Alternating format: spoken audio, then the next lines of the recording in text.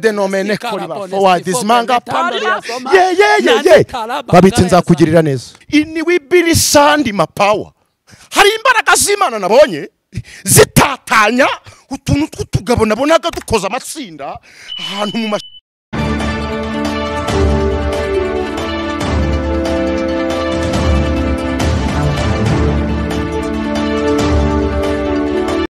Ikaze inshuti zacu zibana natwe umunsi ku munsi mukurikira ibiganiro byutambuka kuri Cyabugufi Mission y'Icyanama. Iyi ni Cyabugufi Mission y'Icyanama ibatangariza ibiganiro byayo biciye kuri YouTube ndetse no kuri page ya Facebook wabandika Cyabugufi Mission .org naho ugahita kubona ibiganiro byacu tuba twagiye dushyiraho. Reka rero mbashimire cyane tuje tubazana amakuru yo kubabwira ko akabahanuzi noneho abahanuzi ibyabo birakomeye. Akabahanuzi kararangiye karabaye ku bahanuzi abahanuzi babandi twita abaprofete babandi tujye tuvuga ngo barareba bakagera kure babandi bahanura akabo none rero akabo karadeze akabo karabagurukiye ubungubu birakomeye kuri bo ku bahanuzi cyangwa se bo bita abavugishwa abaprofete ubungubu nibo bahagurukiye muri uwo mwanya. Aya ni amakuru y'uguse rero kugira ngo tukurarikira kugira ngo uyakurikirane muri umwanya nanone kandi ikindi kandi tukubwira ngo niba ari ubwambere ugeze kuri channel yacu kandi nkabanzi kuri umunyabwenge uri umuhanga ukunda amakuru meza amakuru afite yavana umuntu aho amugeza ndagira ngo nkubwire ngo kora subscribe kuri channel ukore like na comment maze tujyane muri bino biganiro byacu nziko uri umuhanga uri umunyabwenge kereka umuntu utari umunyabwenge cyangwa se umuntu udakunda iby'Imana wagira umutima mubi ufite inzigo ufite urwangano uwo ngo rwose yitambukire ntakure subscribe niba atarayigeze niba ageze kuri channel yacu bwa mbere ariko niba ari umuntu ukunda iby'Imana akaba akunda abantu akaba ari umunyabwenge akaba azi ubwenge koko ntatambuka kuri channel yacu adakoze subscribe kandi Imana iguha umugisha cyane wowe ubikoze ndabizi ko hari ubikoze Imana imuhe umugisha imugire neza. Nagiye ngubwe ko rero karabaye cyane rero birakomeye kuba hanuzi abanuzi rero ndagira ngo tuvugane se abanuzi busanzwe niki ndagira ngo ukurikira ano majwi wumve abahanuzi ayo majwi name of flow mira cinema fedenomene forward this manga ye babitse nzakugirira neza ini wibiri sandi mapower hari imbaraga z'Imana nabonye zitatanya utuntu tw'utugabo nabonaga dukoza amatsinda ahantu mu mashamba dukoza amatsinda mu by'ukuri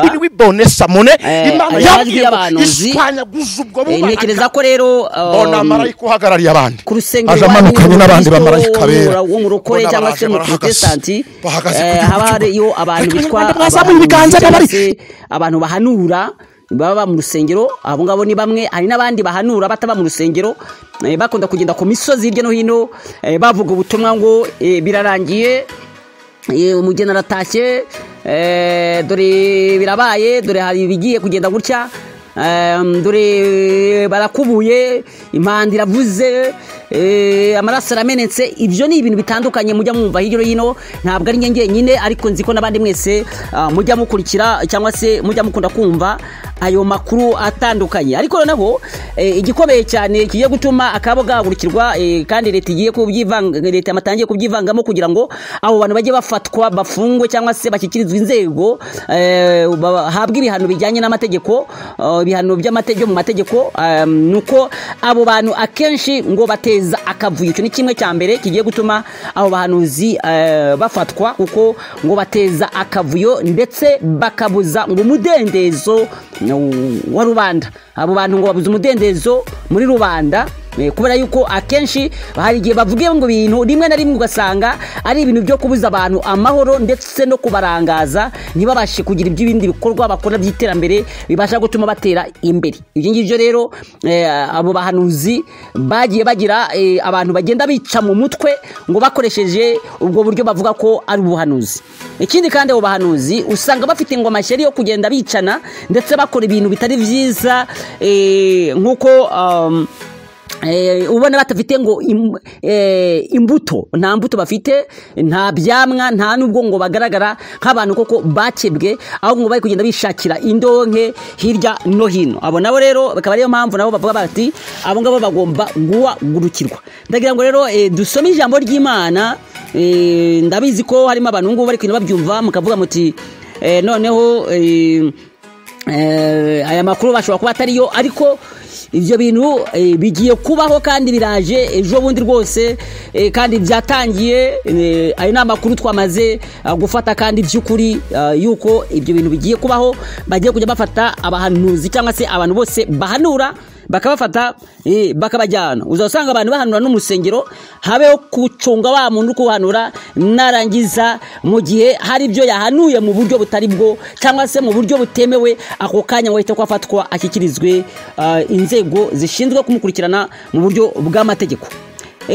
Dusomye ijambo ry'Imana ushobora kubaza ngo ese ibintu nibiki. Reka dusome ijambo ry'Imana riboneka mu rwandiko Pawulo yandikiye Abakorino, urwandiko rwa mbere Pawulo yandikiye Abakorino, igice cyaho ni cya 14 umurongo waho wa mbere tugeze ku murongo waho wa gatatu. Reka dusome mu izina rya Yesu Kristo. Urwandiko rwa mbere Pawulo yandikiye Abakorino, igice cyaho cya 14 umurongo wa mbere tugeze ku murongo waho wa gatatu. Reka twumve ijambo ry'Imana rihanditse kugira ngo wowe muhanuzi uhanura mu by'ukuri ufite n'ibyo ugomba kugenderaho, cyangwa se uhanure ureba niba ko kuri kujyana n'uyu murongo ujyanye n'ibyanditswe byera hano muri Bibiliya yera. Haranditse ngo mushimikire urukundo kandi mwifuze impano z'umwuka, ariko cyane cyane mwifuze guhanura. Uvuga ururimi rutamenyekana sabana bwira keretse Imana, kuko ari nta wumva, ahubwo mu mwuka avuga amayoberane. Ariko uhanura we abwira abantu ibyo kubungura n'ibyo kubahugura n'ibyo kubahumuriza. Imana yacu ishimwe cyane. Bishatse kuvuga ngo wowe uhanura ukwiye kubuhanura ushingiye kuri iri jambo riboneka ku murongo wa gatatu, uvuga ngo ariko uhanura we abwira abantu ibyo kubahugura, nako ibyo kubungura. Icyo ni cya mbere, ibyo kubungura. Icya kabiri ibyo kubahugura. Icya gatatu nibyo kubahumuriza. Ni ukuvuga ngo rero niba mu buhanuzi bwawe hatabaho kungura abantu, kugira ibyo ubunguramwo, hatarimo kubahumuriza, hatarimo kubahugura, umenya ngo nawe itegeko rirakureba, bazagufata, bazakujyana.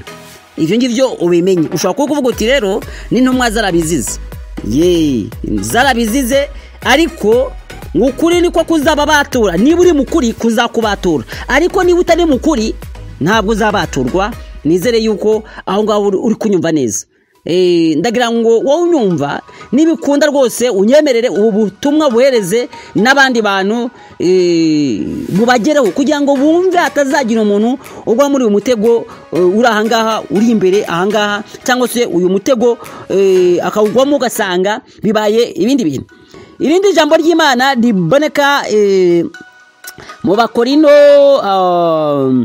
Bakorino n'ubundi ba mbere, igice cyaho cya 14 nyine ku murongo waho wa 39 kugeza ku murongo waho wa 40, hari ijambo rihanditse nawe riravuga ngo nihagira umuntu wibwira, murongo wa 39 mumbabarire, ni murongo wa 39 avuga ngo nuko bene data mwifuze guhanura kandi ntimubuze abandi kuvuga indimi zitamenyekana, ariko byose bikorwe neza uko bikwiriye no muri gahunda. Ni ukuvuga ngo ntabwo ibintu byo kuvuga indimi tuvuga ko wenda niba umuntu ahanuye, wenda hari abahanuzi bahanura ibitari byo. Mu by'ukuri ahagaba ndagira ngo banyumve neza, abahanuzi harimo abahanura iby'ukuri, bagahanura ibintu mu by'ukuri byo kugira ngo bagire umumaro, nk'uko twabisomye mu ijambo ry'Imana.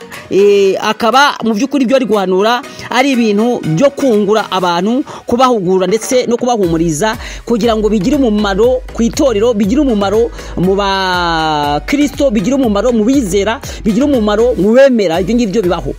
Ariko noneho hari n'abandi bantu baza baje guhanura inkuru zica mugongo no gutera abantu ubwoba no kubabuza ituze. Ni ukuvuga ngo kubuza ituze muri rubanda.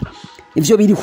Ushobora kuba wibaza uti ibyo bintu uri kuvuga birashoboka ko baba babahohoteye, ariko reka nkubwire ngo ushobora kuba hari umuhanuzi uhareka kugira ngo ari guhanura mu buryo mu izina rya Yesu, ariko afite irindi zina ari guhanuriramo, afite irindi zina ritari ryo rya Yesu Kristo ari guhanuriramo, afite irindi zina ryiwe ryihariye we yibereyemo, afite uwundi munyenga yibereyemo. Ibyo biriho muri minsi, ibyo birahari. Ugasanga umuntu afite ijambo kuko na Yesu Kristo yavuze ngo ku munsi w'Imperuka hazaboneka abantu benshi, abahanuzi, abantu bahanura, abantu bavuga ko bari guhanura mu izina rya Kristo, cyangwa se bari kwigisha mu izina rya Kristo, ariko ngo bazayovya ngo abantu benshi cyane, ndetse ngo mu gihe cya Antikristo ngo bazasenga ngo n'umuriro uzamanuka. Imana yacu tuganze cyane, ngo bazasenga n'umuriro uzamanuka, ariko ngo nubwo umuriro uzamanuka ngo ntabwo bazaba bavuga ngo mu izina, ntabwo bazaba bavuga ibiturutse mu ijuru, oya, bazaba bavuga ibijyanye na Antikristo. Aho ngaho rero mukwiriye kwitonda, ndetse ngo n'abigishwa babonye Yesu bamubaza bati mbese ko utubwiye ibyo bintu byinshi bitandukanye, tuzabyirwa n'iki? Umuntu ukora ukuri n'utarukora iby'ukuri? Avuga ngo bazabamenyera ku mbuto zabo, muzabamenya ku mbuto zabo. Murebe imbuto abo bahanuzi babahanurira, murebe imbuto zabo, ese bera izihe mbuto? Aho niba ari kwera indibu, murebe ibyo barimo, murebe ibyo bakora. Reka twisomere ijambo ry'Imana rero riboneka mu rwandiko rwa Yakobo igice cya 3, turara ku murongo wa mbere tugeze ku murongo wa 10, hanyuma nibirangira turahita ko twinjira mu kindi gice. Ni Yakobo igice cya 3 umurongo wa mbere tugeze ku murongo w'10. Reka dusome mu izina rya Yesu Kristo. Mbabwira ibijyanye n'ururimi rw'umuntu, kuko ururimi rw'umuntu mwebwe ntabwo muruzi, nimuzi kuntu ururimi rw'umuntu ruratwika, ururimi rw'umuntu ruraroga, ururimi rw'umuntu rurakungura, ururimi rw'umuntu rurasemera, ururimi rw'umuntu rukora ibintu bidasanzwe. Kandi ururimi rw'umuntu nubwo ari inyama ntoya, ariko ni inyama yigenga, itirimuka rimwe na rimwe igakora ibintu bitari byo. Umuntu ashobora kuvuga ijambo kuri wowe rikakubaho nk'ubuhanuzi, rikakugeraho, rikagusharirira, rikazakubabaza, ndetse rikagukurikirana ukajya uvuga ngo baraguhanuriye. Reka rero dusome iryo jambo ry'Imana yavuga ngo uburyo ururimi rutagengwa rwuzuye ubusabwe bwica. Bene data, ntihakabe benshi muri mwe bashaka kuba abigisha. Muzi yuko tuzacirwa urubanza ruruta iz'abandi, kuko twese ducumura muri byinshi. Umuntu wese udacumura mu byo avuga aba ari umuntu utunganye rwose, yabasha no gutegeka umubiri we wose. Dore dushyira ibyuma byo kuyobora amafarashi mu kanwa kayo kugira ngo atwumvire, kandi dushobora guhindura n'imibiri yayo yose. Kandi dore n'inkuge nubwo zaba ari nini zite, zikagendeshwa n'umuyaga uhuha cyane, ingashya ntoya cyane niyo izerekezaho umwerekeza ashaka. N'ururimi narwo niko ruri, ni urugingo ruto rukirarira bikomeye. Murebe namwe ishyamba naho ari rinini rite, uburyo ritwikwa n'agashashi gato cyane. Kandi koko ururimi ni umuriro, yemwe ni ububi bungana n'isi. Ururimi rwagishyizwe mu ngingo zacu, nirwo rwonona umubiri wose, rukongeza kamere yacu yose, narwo rukongezwa na Gehonomu. Kuko amoko yose y'inyamaswa n'ibiguruka n'ibikururuka n'ibyo mu nyanja abantu babasha kubimenyereza, kandi barabimenyereje, ariko ururimi rwo nta muntu wabasha kurumenyereza rwose. Ni ububi budatuza rwuzuye ubusabwe bwica. Urwo ni rwo dushimisha Umwami Data wa twese, kandi ni rwo tuvumisha abantu baremwe mu ishusho y'Imana. Mu kanwa kamwe havamo gushima no kuvuma. Bene data, ibyo ntibikwiriye kumera bityo. Imana yacu tuganze cyane. Nimwakire neza ijambo ry'Imana. Iri ni ijambo rikomeye cyane rigaragaza ku bijyanye n'ururimi. Ururimi ni inyama yigenga nk'uko nawe ndimo mbivuga, kandi ururimi abantu benshi cyane bakajya barukoresha bitwaje ko ari ubuhanuzi bari guhanura. Hari umuntu kuvuga ijambo rikakugeraho, rikakugiraho ingaruka, rikabuza ituze mu mutima wawe, ugasanga umutima wawe urahangayitse. ugasanga hari ibintu baguhanuriye byagukomerekeje byakubabaje rimwe na rimwe kandi bitarahanuwe biturutse ku Mana, ko byaje biturutse ku mugambi wa Satani abo bantu bari bifitemo, ukaba utarigeze ugenzura uburyo baba barakoresheje bakubwira ubwo buhanuzi. Bashobora kuba baraje bagahita bagufatiranya bakaguhanurira ibintu rimwe bikomeye cyane bifite akaga ku buzima bwawe, kandi bikakubaho nk'uko babishakaga bitewe ko bakoresheje rwa rurimi ariko rwuzuye ubusabwe bwica, nk'uko twabisomye hano muri urwandiko rwa Yakobo igice cyawo n'icya 3. Ikindi kandi ushobora gusanga uyu muntu waguhanuriye utaragenzuye ngo umenye imbuto afite, niba yera imbuto koko zikwiriye abihaniye, imbuto z'abana b'Imana. Muri Misiri rero abahanuzi barahari, abahanuzi baragurutse, abahanuzi bari ku misozi hirya no hino, abahanuzi bari mu nsengero, abahanuzi bari ahantu batandukanye, ariko ndagira ngo bene data mube maso ku bahanuzi, ku byo bababwira ubanze ubigenzure urebe koko ibyo bine kuguhanurira ari aho bihuriye n'ibyanditswe byera n'ibyanditswe, kuko umuhanuzi mukuru wa mbere ni Bibiliya. Aba bahanuzi bandi bose bahanura kenshi bose bagendera ku byanditswe muri Bibiliya, aba ari ukugira ngo batwibutse neza iby'Imana yandikishije muri Bibiliya. Ntabwo ngewe ngwanya abahanuzi, ariko nanone ndagira ngo nkubwire ngo niba udahanurira mu kuri no mu mwuka byanga bakunda, wowe ukwiriye kurwanywa, kandi leta iraguhagurukiye, dore baguhagurukiye, ibyawe birarangiye. Ijambo ry'Imana rivuga ngo hagowe abavuga ngo Uwiteka yavuze kandi atavuze, kubera yuko abo ngabo bazagira akaga gakomeye cyane ku munsi wa nyuma. Mwibuke neza ukuntu hari abahungu ba Aroni bahagurutse baragenda, baravuga bati natwe dukwiriye gukora ibintu by'igitangaza. Barahaguruka, bamaze guhaguruka baragenda bajya gushaka ng'umuriro w'umurahurano. Ndagira ngo ubutaha tuzagana ku cyigisho tuvuga ku bijyanye n'umuriro w'umurahurano. Umuriro w'umurahurano ni igiki?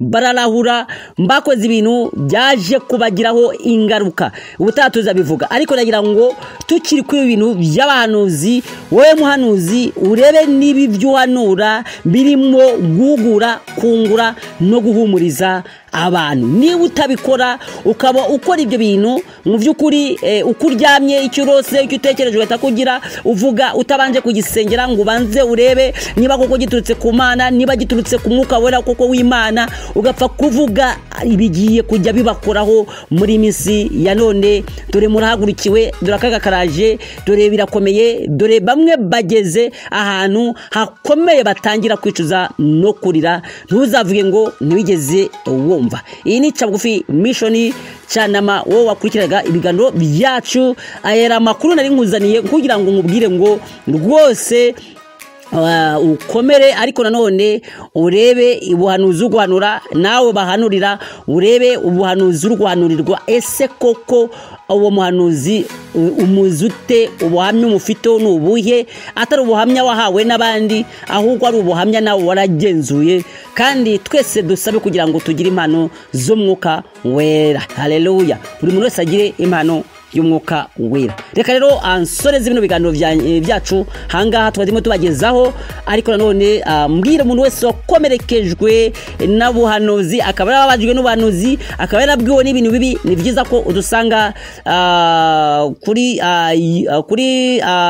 groupe yacu ya WhatsApp, ukandika nomero guteranya cyangwa akamenyetso guteranya 550 78 82 iyo nimero uyandike muri telefone yawe. Asigaye numara kuyandika, asigaye uduhamagare tugufashe gusenga, tugukureho iyo myuka mibi, ayo magambo mabi, ubwo rurimi rubi rwakugezeho rufite ubusabwe bwica, tugukureho muziro wose Satani yaguteje biciye mu muntu wise umuhanuzi, kandi ari umuhanuzi wa Satani. Kuko mwibuke ko mu bare 336 gatandatu ya mbere ivuga Antikristo, gatandatu ya kabiri nako gatandatu ya mbere ivuga Satani, gatandatu ya kabiri ni Antikristo, gatandatu ya gatatu ivuga umuhanuzi w'ibinyoma. Izo gatatu ko ari eshatu zose zivuga ni 336, ni ukuvuga ngo ni imibare idashitse. Ni ukuvuga ngo rero umuhanuzi w'ibinyoma ntabwo ashitse, Antikristo ntabwo ashitse, na Satani ntabwo ntabwo ashitse. Niyo mpamvu rero